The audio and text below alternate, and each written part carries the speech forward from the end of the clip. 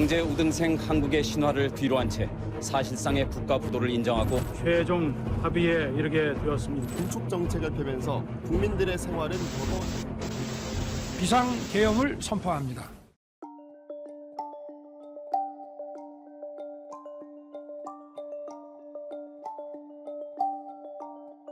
국가부도의 날 IMF 사태에 수많은 한국의 기업들이 무너졌지만 그의 반면에 큰돈을 만졌던 사람들이 있습니다. 그리고 우리는 그 사람들을 라고 부릅니다.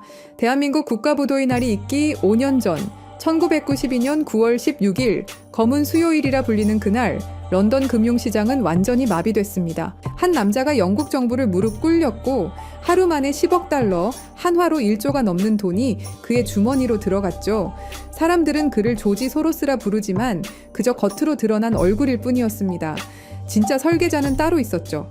30년 후 그는 다시 돌아왔고 이제는 세계 최강국 미국의 막강한 권력자가 되었습니다. 미국은 관세 정책을 발표하고 그 이후 리플은 급등을 했죠. 이건 그냥 우연이 아닙니다. 일종의 테스트죠. 바로 돈에 대한 당신의 통제권이 서서히 그리고 완전히 사라질 그 시간을 기다리면서 말입니다. Tonight I'm also making another promise to protect Americans from government tyranny. As your president, I will never allow the creation of a central bank digital currency. You know about that? 왜 미국 대통령은 이렇게까지 강력하게 반대하는 걸까요? 그리고 2025년 7월 한국은행이 발표한 CBDC 실험. 겉으로는 편리한 디지털 화폐라고 하지만 실상은 엄청난 계획이 포함되어 있습니다. 오늘 그 충격적인 실체를 공개하겠습니다. 딥스테이트란 무엇일까요? 그것은 선출되지 않은 권력 집단입니다. 정부 안에 또 다른 정부가 숨어 있는 것이죠. 대통령이 바뀌어도 정권이 바뀌어도 그들은 그 자리에 남아 실제 권력을 쥐고 흔들어댑니다. 그렇다면 그들은 누구일까요? 지금까지 딥스테이트로 거론되는 인물들은 크게 5가지로 분류됩니다. 첫째, 30년 넘게 정부에 몸담은 영구직 고위 관료들입니다. 둘째, CIA, NSA, FBI 등 정보기관의 실세들이 있죠. 셋째, 달러를 찍어내는 연방준비제도 이사회 임원들입니다. 넷째, 10조 달러를 움직이는 월스트리트 거대 자산운용사들이 있고요. 다섯째, 전쟁을 통해 이익을 얻는 군산복합체 경영진들이 있습니다. 이들의 공통점은 뭘까요? 정권이 바뀌어도 자리를 지키며 진짜 게임을 조종한다는 것입니다. 트럼프가 와도 바이든이 와도 다시 트럼프가 와도 그들은 여전히 그 자리에 있습니다. 그리고 지금 그들의 목표는 현금을 완전히 없애고 모든 거래를 추적 가능한 디지털 화폐로 바꾸는 것입니다. 암호화폐는 그 계획을 위한 하나의 실험이었습니다.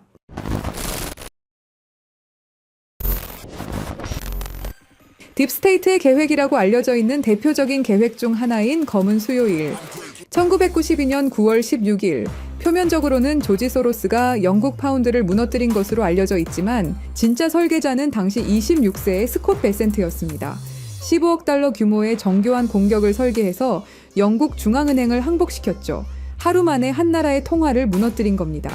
이 사건으로 대중들은 기존 금융 시스템에 불신을 갖게 되었죠.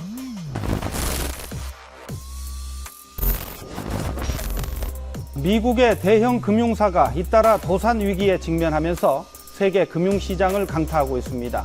뉴욕 월가는 이른바 블랙 먼데이 공포에 휩싸여 있습니다. 그리고 16년 후인 2008년 9월 15일 리먼 브라더스가 갑자기 파산합니다. 158년 역사의 투자은행이 하루아침에 무너진 거죠. 당시 미국의 재무장관은 누구였을까요? 골드만삭스 CEO 출신 행크 폴슨이었습니다. 지금까지도 딥스테이트의 주요 리스트에 올라오는 인물입니다. 흥미롭게도 골드만삭스의 최대 경쟁사였던 리먼 브라더스는 구제받지 못했고 골드만삭스는 정부 지원을 받아 살아남았죠. 우연일까요? 리먼 사태 이후 연준이 한 일을 보시면 기준금리 0%, 4조 달러 양적 완화, 금융기관들 대규모 구제가 있습니다. 그들은 위기를 만들고 그 위기를 핑계로 더 큰 권력을 손에 넣었고 화폐에 대한 부정적인 인식을 대중들에게 지속적으로 주입시켰습니다. 이게 딥스테이트의 고전적인 수법이죠. 그리고 2025년 지금 검은 수요일의 스콧 베센트가 미국 재무장관이 되어 돌아왔습니다. 그의 첫 번째 정책이 뭐였을까요? 관세 이슈입니다. 이 발표 이후 암호화폐 시장과 금융권이 흔들렸습니다. 이게 단순한 우연일까요? 아닙니다. 이건 거대한 계획의 일부일 뿐이죠. 딥스테이트는 100년 넘게 하나의 목표를 향해 움직여왔습니다. 완전한 통제. 그리고 그들은 우리 생활 속으로 아주 조용히 스며들고 있습니다.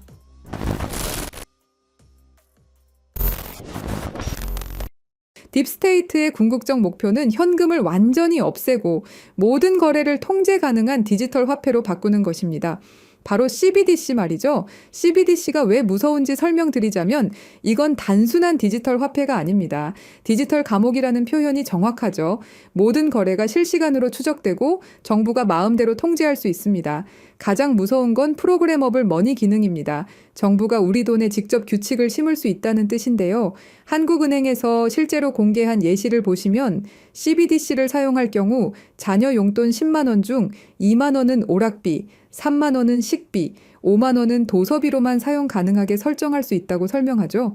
예시는 부모가 자식에게 하는 거라고 하지만 이걸 국가와 국민으로 바꿔보면 어떨까요? 정부가 우리의 돈 사용처를 직접 정할 수도 있다라는 거죠. 일본 제품 사지 마라, 특정 지역에서만 써라, 3개월 후에는 자동으로 없어진다 같은 기능이 가능하다라는 겁니다. 상상만 해도 끔찍하죠. 그런데 이게 이미 현실이 된 곳이 있습니다. 바로 중국이죠. 중국의 사회 신용 시스템은 10억 대의 CCTV로 실시간 감시하면서 구매 내역 하나하나로 점수를 매깁니다. 담배 사면 감점, 기저귀 사면 가점, 점수가 낮으면 기차표도 살 수 없죠. 실제로 2020년까지 490만 명이 항공여행 금지, 165만 명이 기차여행 금지를 당했습니다. CBDC가 도입된다면 이런 일이 전 세계로 확산될 것이 분명하고요. 그렇게 된다면 모든 거래 실시간 추적, 언제든 계좌 동결 가능, 사용처를 정부가 제한, 돈의 유통기한 설정, 개인 신용점수에 따른 차별이 가능해지게 됩니다. 이게 딥스테이트가 100년 동안 꿈꿔온 완전 통제 사회죠. 그런데 여기서 중요한 게 하나 더 있습니다. 이 CBDC 시스템을 위해 미리 준비된 인프라가 있는데 그게 바로 우리에게 너무도 익숙한 암호화폐 리플입니다.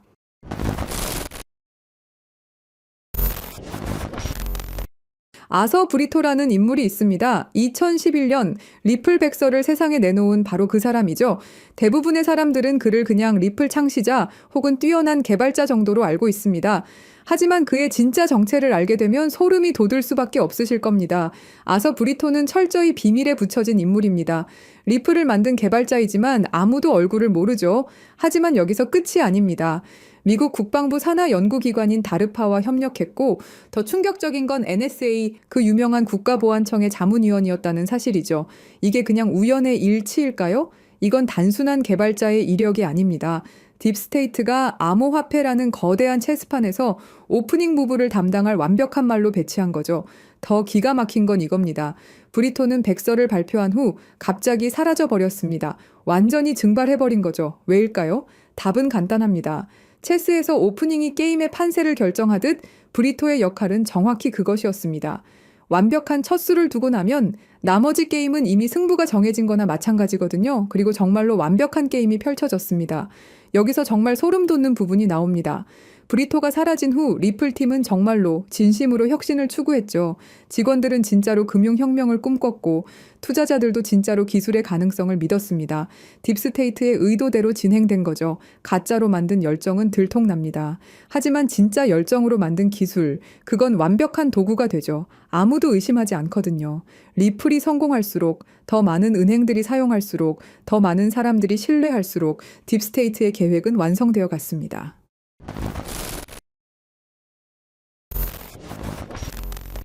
자, 이제 리플의 진짜 구조를 한번 보시죠. 리플은 RPCA라는 알고리즘을 사용하고 있습니다.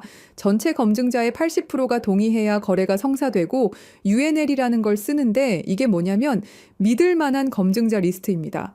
듣기엔 좋죠? 하지만 누가 이 리스트를 만들까요? 결국은 소수의 기관들이 만들고 있습니다.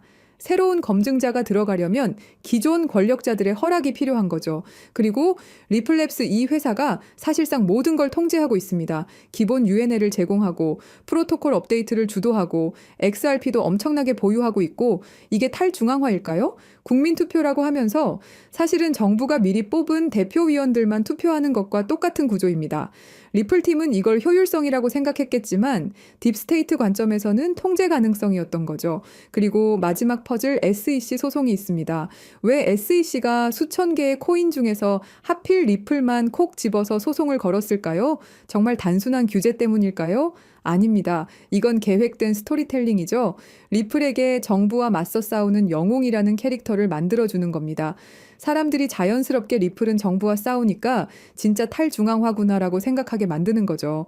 그리고 소송이 끝나면 리플은 정부를 이긴 영웅으로서 CBDC 인프라의 핵심이 될 예정이었습니다. 완벽한 시나리오죠. 딥스테이트의 오랜 계획은 모든 게 완벽해 보였습니다.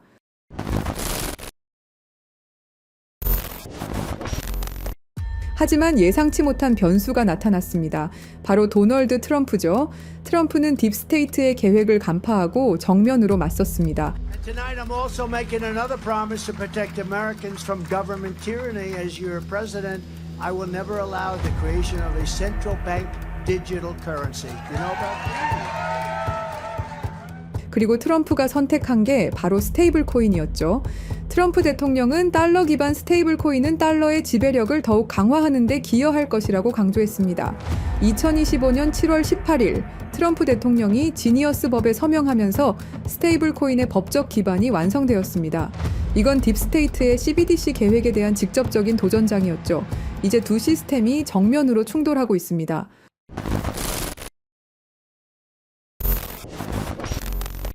그래서 저희 팀은 지금 이 상황을 기회로 바꾸려고 합니다. 리플은 CBDC에 관련된 모든 프로젝트를 중단했고 공식 홈페이지에서 전면에 내세우던 CBDC 파트너십은 삭제됐죠. 그리고 스테이블 코인을 출시했습니다. 트럼프 정부의 반 CBDC 정책으로 인해서 딥스테이트의 계획은 당분간 조용히 때를 기다릴 것으로 예상됩니다. 하지만 이게 끝이 아닙니다. 오히려 스테이블 코인 시장으로의 대대적인 자금 이동이 시작될 것이다 라는 판단입니다. 크립토 퀀트에 따르면 달러 기반 스테이블 코인 시장은 지난 1년간 46% 성장했고 세계 최대 스테이블 코인 발행사 테더는 작년에만 130억 달러, 한화로 19조 원의 순이익을 기록했습니다. 그리고 글로벌 투자은행 번스타인은 스테이블 코인 시장이 내년까지 5천억 달러에 도달할 것으로 전망했죠. 이건 지금 시장 대비 4배 이상의 성장을 의미합니다. 그렇다면 스테이블 코인 급성장 시 최대 수혜주는 어떻게 될까요? 여기서 핵심은 스테이블 코인이 폭발적으로 성장할 때 그 생태계를 뒷받침하는 다양한 인프라들이 함께 급등할 것이라는 점입니다. 주목해야 할 플레이어들은 정해져 있습니다. 직접적으로 보자면 서클, 테더, 월드리버티 파이낸셜이 있겠죠. 하지만 투자자 입장에서는 다른 관점을 생각해 봐야 됩니다. 인프라 생태계, 여기가 진짜 핵심이라고 할 수 있습니다. 스테이블 코인 거래량이 폭발하게 되면 뒷받침할 다양한 블록체인 생태계에 대한 수요가 기하급수적으로 증가할 겁니다. 현재 주류 체인들로는 절대 감당할 수 없는 수준의 거래량이 몰려오겠죠. 그때 필요로 하는 블록체인 기술은 고성능 레이어 1, 블록체인을 통한 대용량 거래 처리 능력, 레이어 2, 사이드체인 같은 확장 솔루션, 분산형 거래소 프로토콜, 디파이 네트워크, 브릿지 프로토콜 등이 있습니다. 느낌이 오셨나요? 우리는 이 흐름으로 최대 수혜를 받을 수 있는 프로젝트에 투자를 해야 됩니다. 이 중에서도 특히 주목해야 할 프로젝트가 바로 입니다. 이 코인은 지금 어떤 상호 운용성 제공업체보다도 더 많은 블록체인을 연결하고 있고 그 격차는 계속 벌어지고 있습니다. 서클과 같은 주요 기업들과의 파트너십을 통해 USDC와 EURS의 크로스체인 전송을 이미 지원하고 있죠. 파이어블락의 데이터에 따르면 2024년 스테이블 코인은 플랫폼 거래량의 거의 절반을 차지했으며 전 세계 USDC와 USDT 거래량의 상당량이 이미 이 코인을 통해 라우팅되고 있습니다. 이 코인은 30개 이상의 주요 메이저 네트워크를 연결하고 연결된 체인의 수정이 필요 없다는 큰 장점이 있습니다. 전 세계 굵직한 은행 금융기관들과 파트너십은 당연한 이야기죠. 글로벌 블록체인 상호 운용성 시장은 연간 25%에서 30% 성장하여 2030년까지 수십억 달러 규모에 달할 것으로 예상됩니다. 스콧 베센트 재무장관이 공식적으로 언급한 수조 달러 규모의 미국 국채 수요는 스테이블 코인 담보로 들어갈 국채 수요를 의미합니다. 이건 단순한 예측이 아닌 미국 정부의 공식 계획이며 스테이블 코인 시장의 기하급수적 성장을 의미합니다. 결국 이것은 단순한 투자 기회를 넘어서 우리가 어떤 미래에 베팅할 것인가의 문제입니다. 딥스테이트의 완전 통제 시스템은 트럼프로 인해 긴 휴식기에 들어갈 겁니다. 스테이블 코인이 CBDC를 완전히 대체하는 시나리오에서 그 막대한 생태계를 구성하는 핵심 인프라 프로젝트들이 상상을 초월하는 성장을 보일 것은 분명하죠. 스테이블 코인 생태계의 폭발적 성장과 함께 이 코인이 어떤 역할을 할지 함께 지켜보면 좋겠습니다. 그래서 이 중요한 정보를 구독자 여러분께 공유해 드리려고 하는데요. 공유 드리기 전에 아직도 안 누르셨다면 구독과 좋아요로 저희 채널에 힘을 더해 주시길 부탁드리겠습니다. CBDC는 통제사회로 가는 지름길이고 개인의 금융 자유를 제한하는 프로젝트입니다. 우리는 어떻게든 막아내야 합니다. 그렇다면 우리 개인들이 할 수 있는 일은 뭘까요? 스테이블 코인 시장의 발전에 관심을 갖고 신중하게 참여하는 것입니다. 댓글에 기회라고 남겨주시고 010-3378-6658로 기회라고 문자 보내주시는 분들에 한해서 구독자분인 거 확인하고 이 코인의 정보 한 분도 빠짐없이 공유 드리도록 하겠습니다.